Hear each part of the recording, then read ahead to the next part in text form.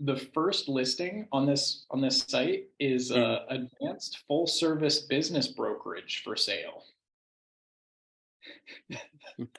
They're It sounds they're like they're selling selling themselves. a business brokerage on their website, and they're asking for $10,000 up front. Mm. If you buy a business, which you should, Yeah, I've been thinking about that too. listen here. I told you about the one that's I told you about the it was the straw sale, like the straw distributor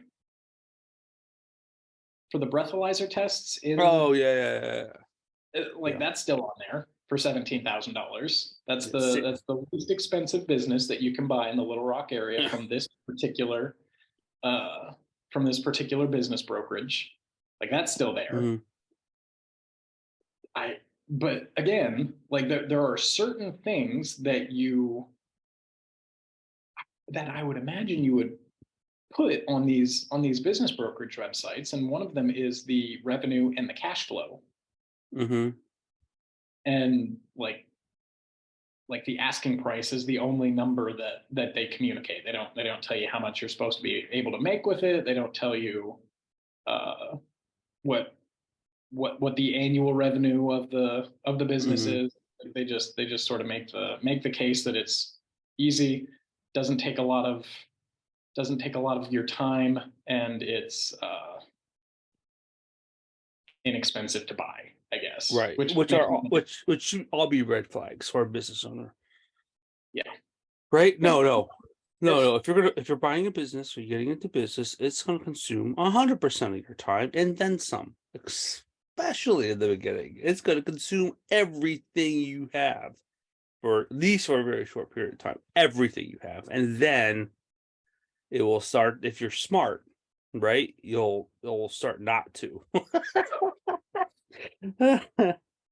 here's another thing that I found kind of entertaining, and I'll share screen again. The the first listing on this site is Mm. advanced full service business brokerage for sale. It sounds They're like they're selling selling themselves. a business brokerage on their website,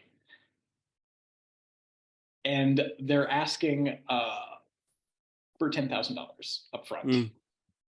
with future payments tied to success. Yeah.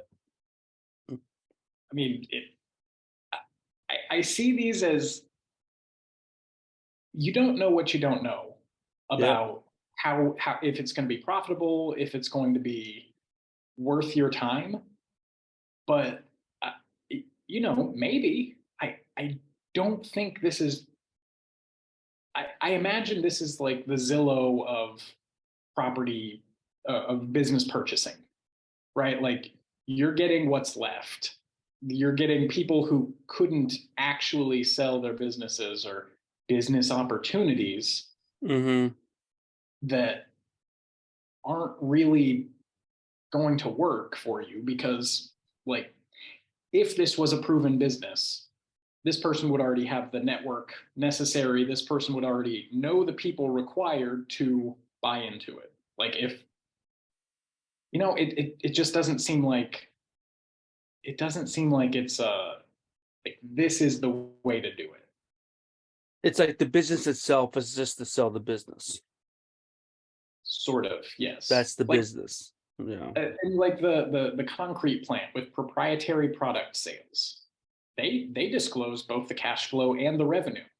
Mhm. Like I guess that's how they get the $950,000 valuation. Mhm.